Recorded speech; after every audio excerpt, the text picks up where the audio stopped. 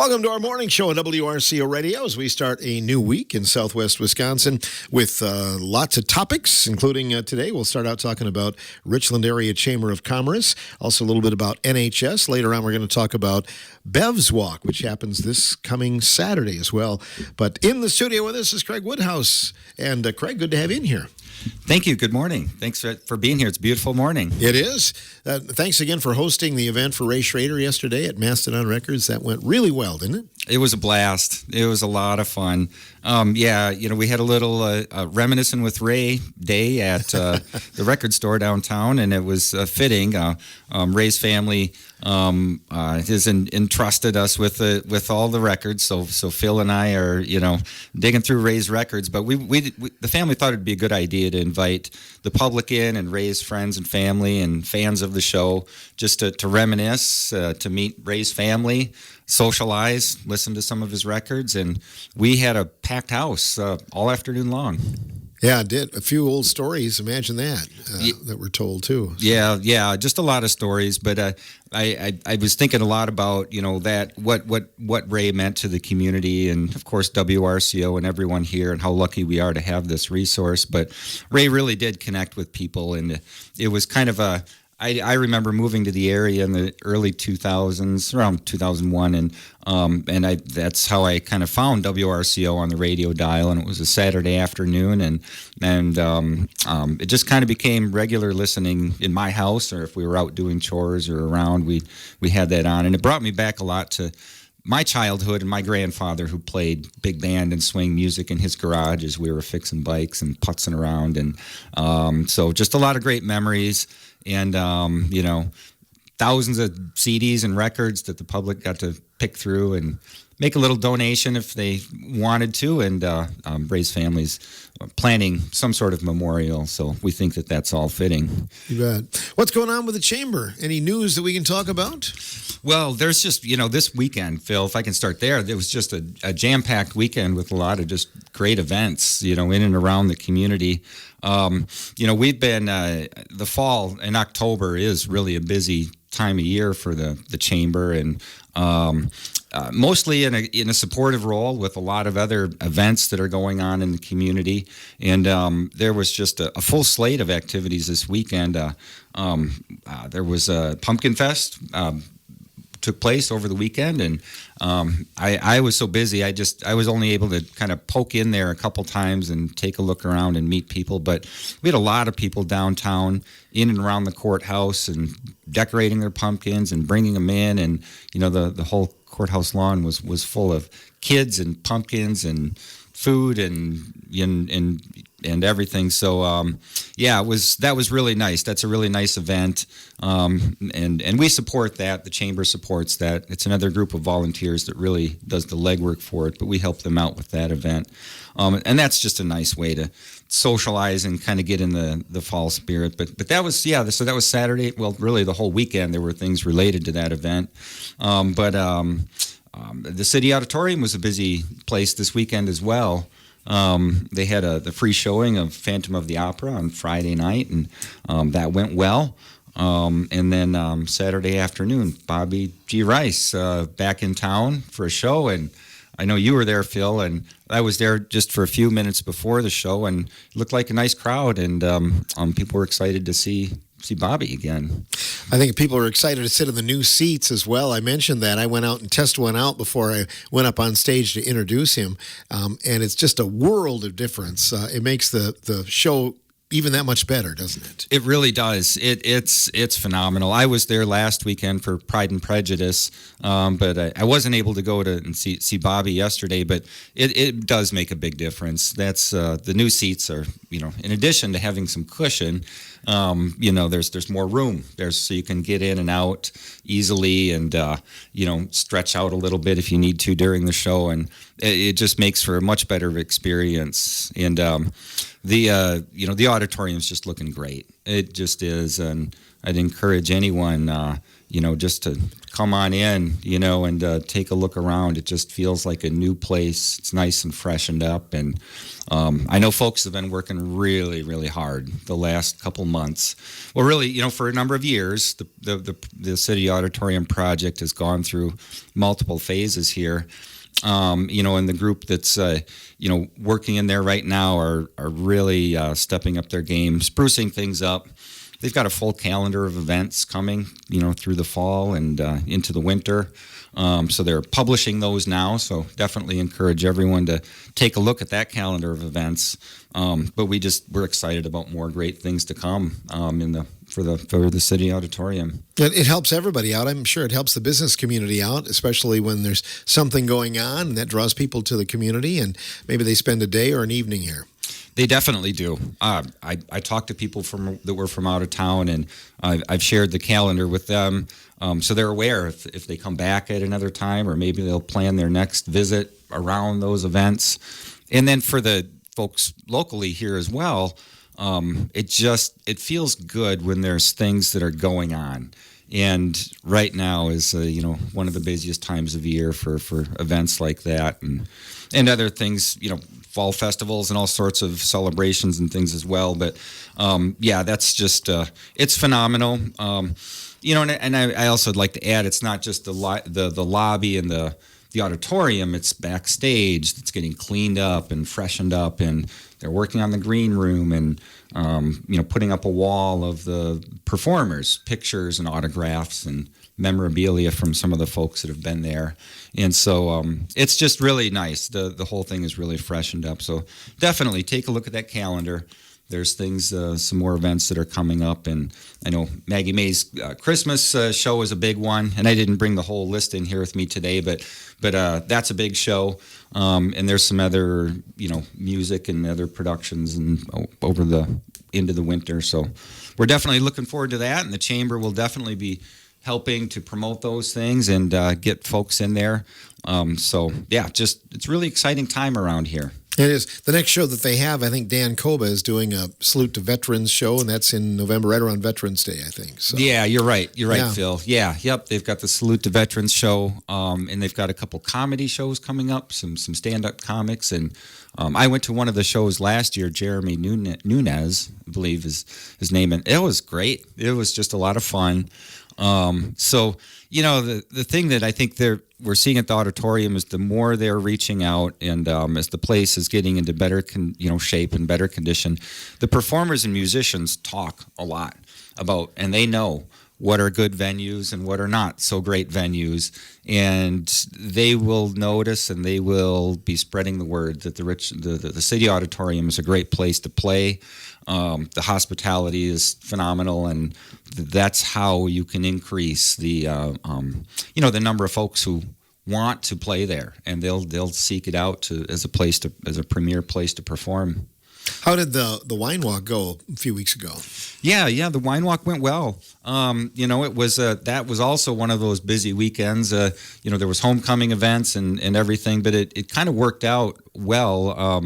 I don't have all those numbers, but I know we had over 300 people participating in that. And it was a little bit different this year. There was a game that went along with it, kind of a Monopoly type of a game. So good participation. And I saw a lot of folks around town. And that's our fall wine walk is a good event for the Chamber of Commerce. It's one of the events that we do that is kind of a fundraiser. Our two main fundraisers are the Wine Walk and then Taste of the Hills. And the Wine Walk did well this year. There were some folks from out of town, like there normally are for that. And I think that fall Wine Walk is kind of getting on the map a little bit more as a destination event. So things went really well. After an event, I always kind of want to take a look at participation, of course, but also on our minds are how did things go? What could we do better next time? Was the event safe? Were people comfortable, and was it easy to kind of get in and out and all the logistics, and things went off without a hitch. So we're excited about keeping that going. Probably one of the warmer wine walks, because that was the night we had just really unprecedented warmth for that time of year. It was a balmy night. Yeah, it was actually balmy. There was a the theme was suits and sequins. So I saw a few suits and people dressing really up, but I also saw a lot of tuxedo and bow tie T-shirts out there as well. So there was folks out in T-shirts that night, and the weather's been great this fall. Really, haven't had very many events that have been dampened because of the weather, and I know there was also was it 2 weeks ago? Forgive me here. It was either last week or 2 weeks ago. The Hub City Dirt Drag had a great event out at the fairgrounds. I don't know the final numbers, but there was a lot. There was a lot of folks that attended that event, and from what I understand, everything went well with that. So at the chamber, we're just excited about all the events and everything that's going on. And one of the things that we can do is help celebrate those and promote them, and make sure that do everything we can to get folks there. We're getting into the season where you can start talking about gift giving and gift buying. And, of course, we've got Chamber Bucks to talk about. Also, we'll have Small Business Saturday in November as well. Some things to celebrate, Craig. Definitely. Yeah, we're excited about the Chamber Checks program that we have. It's growing in interest all the time, and we're excited this year to be promoting that now and have those available. So the chamber checks are a great way to give gifts to at a workplace for employees or family or friends that you're not quite sure what you want to get for them, and this way they get to choose. And our chamber members accept those checks, and it works just like a normal check. You can purchase them. The easiest way is probably right at Christie's, Sunnyside. Go in there and purchase those, but you can get information on the chamber website, which is gorcchamber.org, you can get the information on how to get those. But you bring the check into that business, and they redeem it just like they would any other check. We decided to do it that way because then the businesses can cash those right away. They get paid right away. There's not a waiting period. And I think we have over 30 businesses that are accepting those. And it's just it's a nice way to keep your dollars local, and also give the receivers the option to go to wherever they want to, and to redeem those. So we're excited about that. We'll be talking about those more and more now through the holiday season, and getting excited for that program.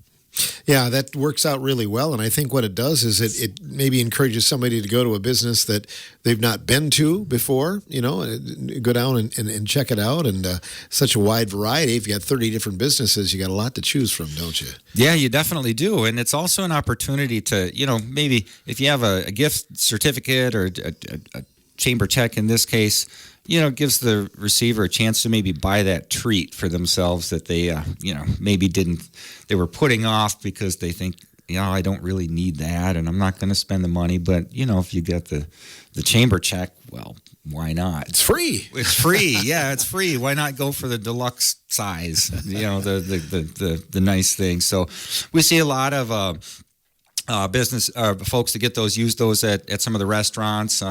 The Richland Locker is a popular place to redeem those. There's a bunch of businesses, and I just really want to thank all of the businesses that participate in that program, and all of our members. We've really got some great chamber members that are willing to try new things, and this is one of those things that was a little different when we got the program going, but it's been going really well so far, and really received nothing but good feedback, and things are working smoothly with the program. You've had some good Chamber After 5 events, and I think the Hub City Dirt Drags was one of those recently, but well attended and a good chance to kind of learn about individual businesses a little bit more specific, Craig. Yeah, it is. That's something that we always want to, let people know. It doesn't matter if you're a chamber member or not. If you want to do a little social hour or an after 5, get a hold of us, and talk to us, and we'd be more than happy to do that. We've had some really nice ones this fall. We had one for the Hub City Dirt Drag event. We had one at Edward Jones, Katie Bedward, who's our chamber secretary, had a little outdoor event. It was about a month ago or so now, and blocked off the street, and they had food for folks and music in the street. That was really nice. And then I guess it was a couple months ago now, I attended a really nice one out at VARC. VARC really put on a nice spread of food, and we had a good attendance there. And I think all of us learned a lot about what VARC does in our community. So we were really happy to help them share their story, and got to take a little tour through the facility and find out more about what they do. And they really do provide a lot of services for the folks that are involved with the programming there.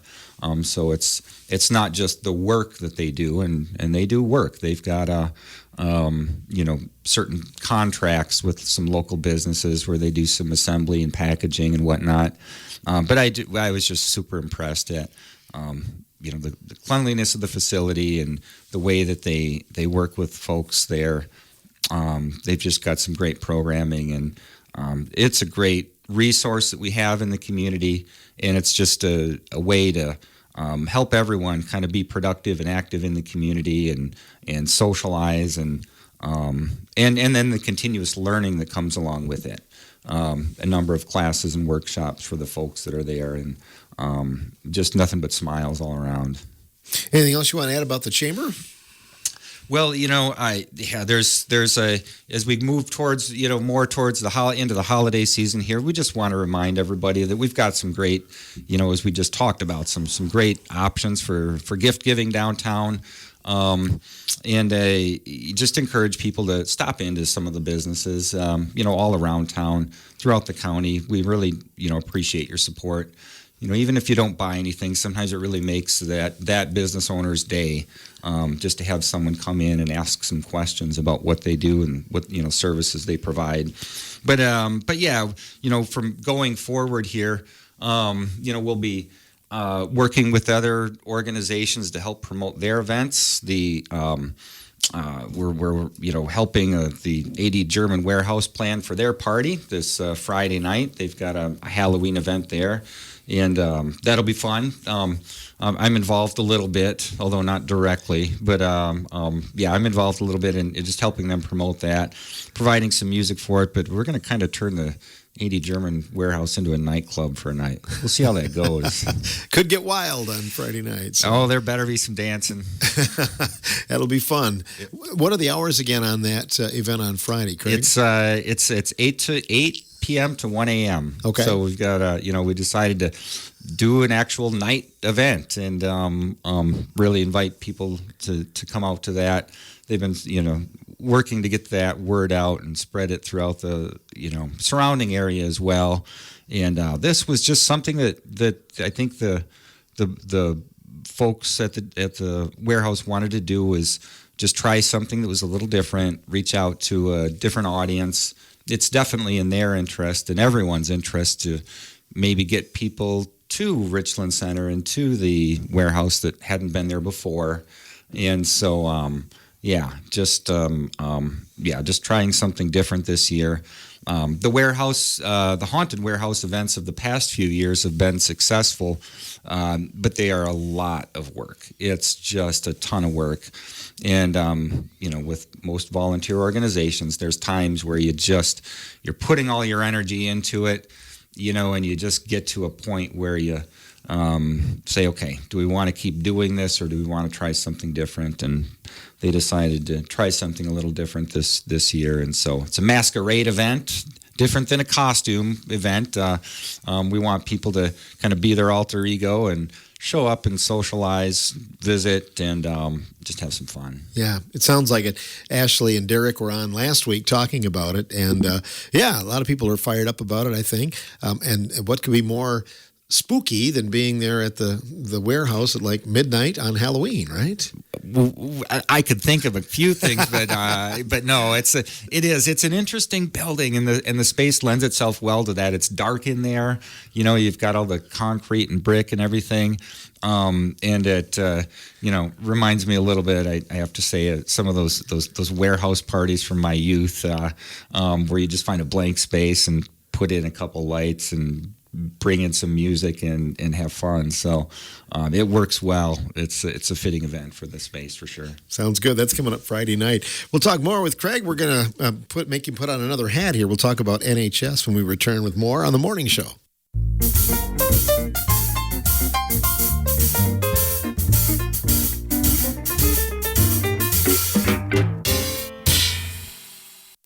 Community conversation on our morning show today with Craig Woodhouse, who is also Executive Director of Neighborhood Housing Services, joining us today on the morning show.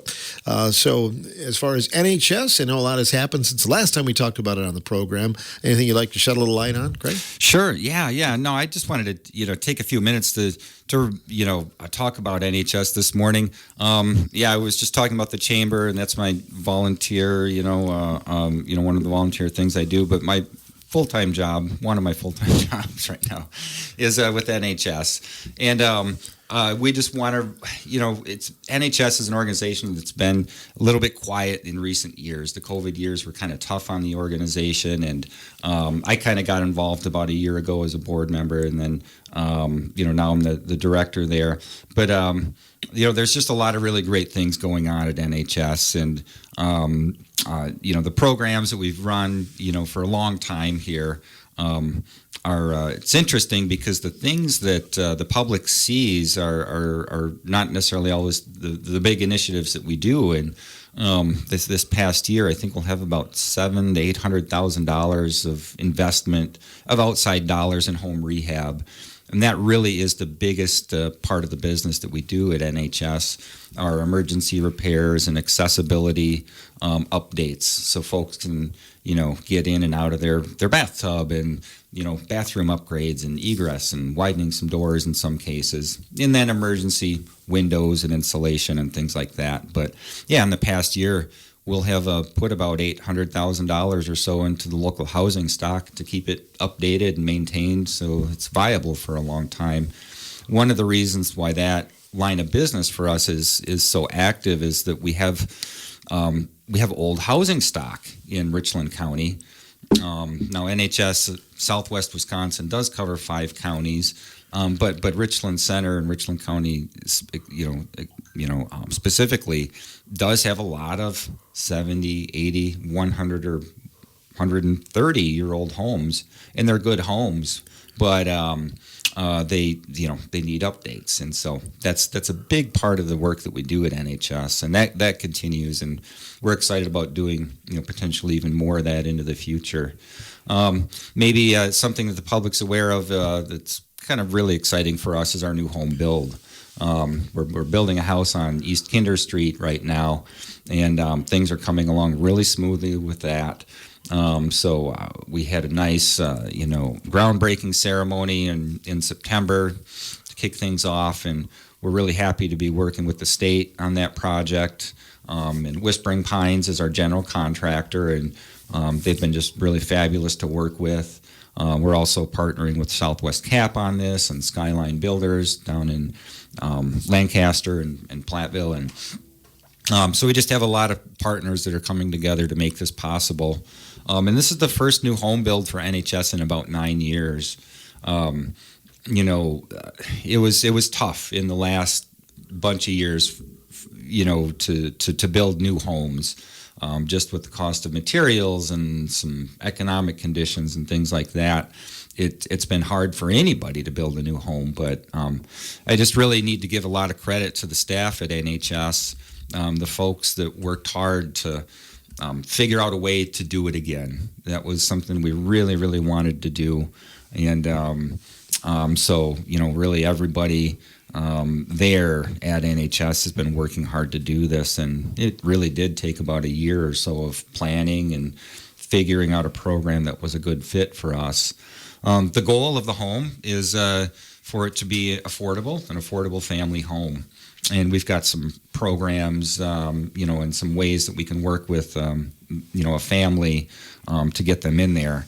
We have a goal of having a family in there by the holidays. That's something we're really driving for.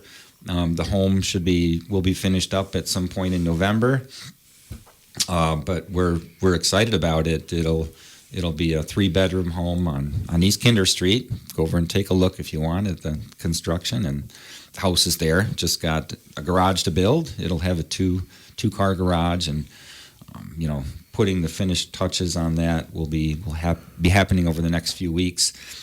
So we're just really excited to be able to do that. It's something we want to do more of, going forward. And we'll, as we get through this project, we'll see what went well and what didn't, and what we can do better. But we absolutely want to keep that going. The need for new home construction is here. We know that, and it's something that's been talked a lot about in the community. And our focus at NHS is affordable home ownership, and that's really the lane that we kind of stay in for the most part. We do manage the Park Hotel Apartments downtown. That is just a fabulous building, and local volunteers kind of saved that building in the 1980s, and then out of that project, NHS was sort of formed and born. And so really since about 1983, NHS has been an active part of the community. We rely on volunteers and creative thinkers and hard workers to really do what we can to keep housing safe and affordable. So there's a lot going on there. Really proud of all of our volunteers and our volunteer board members, and and then our staff as well. We know that things are going to be different in the future, for NHS. We don't know exactly what that's going to look like yet, but things have changed, around us. Some of the economic conditions have changed a little bit. The organization has had basically the same structure and pretty much the same way of operating for about 42 years. And we want to be viable well into the future. And in order to do that, there are some things that we're going to have to be changing. So we've been having conversations with other potential partners and different affiliations and groups. That's exciting. That's exciting for us. To just kind of come up to date with processes and changes. And so again, we want to stay relevant, and I'll put it out there, if anyone wants to get involved, we definitely accept volunteers. So you can reach out to us, and there's a lot of ways that the community volunteers can help, just like they have done for 42 years. There's always been a core of volunteers within the community that have stepped up, whether that's cleaning up a property or being a member on our board of directors, or making phone calls and helping us send out mailers and some of the public things that we do. But we've had a really great fall. We had a lot of events in and around NHS. We had an opening house over the Color Fest weekend. We've been going through pictures, the old historic photographs, and framing some of those up and putting them around the place, so that we remind our residents at the Park Apartments, as well as everyone who might be visiting, the history of the building and the facility is very important to the community. And that there again, that remodel was done in 1983. Well, it's time for some things to be updated again now. So we're starting to form together some ideas for what that's going to take to keep the place up to date and modern as much as possible. So this year we've been investing into the units themselves as an apartment becomes available. We're going through, and every unit is getting new paint and in most cases new floor coverings or carpet, whatever it might be. So we're putting a lot of that, that work back into the apartments. But then we also, recognize the need to watch after the tuck pointing and make sure the roof is in good shape. And, with a building like that, we're always, our number one concerns are the safety and security of the residents and their well-being. And we've got really great residents there, and it's a nice little community. And again, we just want to keep that viable for many years to come. Affordable housing has been in the news a lot lately, and I've talked to different guests that are in here, but how difficult it is for especially a young, let's say, young 30-something couple with a couple of kids to buy a home these days. I mean, it's tough, isn't it? It is really tough. It's tough, especially, I would say, it has affected everyone, but especially young families that want to live here. They want to be here, and we want them to be here in the community. We know of all the great things that we have here, but finding the right house that's fits into that family's budget is tough. It's just really challenging, and so a lot of people have an interest in this, just homes, just building homes or remodeling homes and doing what we can. And we certainly do it at NHS as well. I think maybe for a long time the economics of the region were a little bit favorable for home ownership, but that's changed quite a bit now. And we don't have the number of homes that we need, to meet the demand. I guess in some ways you could say that's a good thing. That people want to be here and they want to live here. But without a lot of attention on this, we just don't want to backslide. At NHS, we're going to be looking at what we call infill lots. Infill lots are a good place for us. And the home that we're building right now is on a vacant lot, and it was a lot that was vacant for about 10 years. The advantage for us was that the utilities were there, and that saves a lot of cost. It's very expensive to have the utilities put in and extended to a new lot or something like that. So we'll continue to look for those vacant lots, or just those places that exist already, so we can do one home at a time.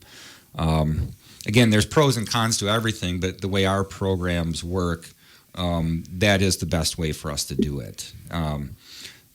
Sure, it's maybe you can save some costs if you can build multiple homes at a time.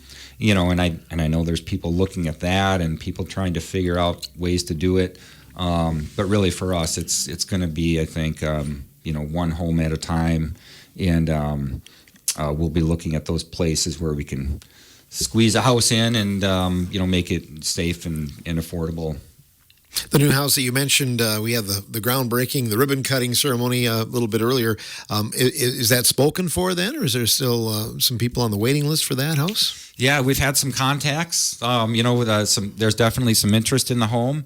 It is part of a program that we run, through the state. So there are certain, qualifications that are needed. And again, the terminology we use is home affordable homes. So again, we're not targeting, necessarily what's thought of as or classified as low income, but we want, it's more the workforce housing is a word that's been used and quite a bit out there, and that's kind of what the home is designed for. So yeah, some folks have called and just gotten some initial, information. There is a little bit of an application process, but if anyone is interested, I absolutely, would encourage them to give us a call, and you can reach us, really, normal business hours, and our phone number at Neighborhood Housing Services is 647-4949, and you can just call that general number and ask about it. You can ask to speak with Andrea, but anybody can kind of help you out and get started with that. But there is an application process, but it's going to be probably easiest just to give us a call or stop in, come on in and visit us and ask about it. And there's a lot of details about the program, but again, it's we certainly encourage people. So to answer your question, we don't have a buyer identified yet, but there's a couple folks that we've talked with, and there's definitely interest. So if anyone out there is interested, give us a call, or just share our phone number with whoever that might be and have them contact us. And it's not just about building a house or whatever, but you still have programs, I'm sure, for updating somebody's house, like with ramps and things like that to get into a little easier and whatnot. Definitely. We definitely do. We've been really busy on that front in the past few months. Again, I just give a lot of credit to the staff at NHS. Everybody there is working hard to keep that going. And we do, everything from accessibility to safe, septic, and well. We've had, we're kind of getting into that line of work a little bit more than we have in the past. We also live in an area, and in the rural areas around here, we have a lot of wells and septic systems that are old, 75, 100 or years or more, and problems do come up with those things. Well, if someone's out there on a farm or just in the country and they've got a failing, well, that makes that property almost unlivable. And that's something that we can help with also, septic systems and well updates or upgrades. And we've got some contractors that we work with directly on those kinds of projects. Kind of how it works is that we can do a second mortgage directly with NHS, and then with some of the programs, those the down payment and assistance is available, and then some of those costs are deferred until the transfer of ownership. So, for the homeowner there that needs to stay in their home, it's not like their mortgage would necessarily have to go up a lot every month. It's just that there's a second note that's held, and then on transfer of ownership at some point in the future is when that is paid back. And a lot of those are zero interest or loans. We also have a program for down payment assistance for homeowners. So if a homeowner qualifies and they have the income, meet the income requirements, and they find a home and they've worked with their banker, but they don't have the down payment, we can help with those down payments as well. Those are also in a lot of cases zero interest and payment deferred programs until the house is transferred at some point in the future. And again, you can give us a call at 647-4949 to get more information about that. But it's another part of the services that we operate, and we're really lucky to have a housing nonprofit like we do here in Richland Center, Richland County, and again, we do serve 5 counties, so we do get around. We work with a lot of different contractors, and just again, I'm really proud of the investment that NHS has made in the community over the years, and again, we want to keep that going. So if there's any ways that you can support us, or you just want to learn more about what we do, definitely would invite people to stop in and visit us at the Park Hotel and Park Hotel Apartments, I should say, and learn a little bit about the history of the facility and some of the dignitaries and guests that we've had over the years. And we're still learning more about that ourselves, by going through the history books and the registries and the pictures. And I guess most notably, if people don't know, John F. Kennedy campaigned and stayed at the Park Hotel Apartments and the Park Hotel at that time in 1960. And so we've got those pictures of John F. Kennedy and Jacqueline sitting in the community room right here in Richland Center as they were on that 1960 campaign. And then we suspect that a lot of the dignitaries or celebrities that performed at the City Auditorium were also guests at the what was the Park Hotel at the time. So we're digging through documents and trying to verify some of those things. But we know that it's likely that they did stay there. You haven't found Houdini yet, though. When you were looking, we haven't found Houdini yet. We're that's one that we're on right now. We're on the Houdini case because Harry Houdini did perform at the city auditorium. We think that he stayed at the Park Hotel. We don't have documentation, so we're suspicious that maybe he disappeared in the night or something like that. He might have. Craig, thanks for all you do. Keep us posted on what's going on with NHS here in the end of the year here. Absolutely. We're looking forward to more great things to come, and stay tuned for more updates from NHS. Craig Woodhouse, who is Executive Director of NHS, on this portion of the Morning Show.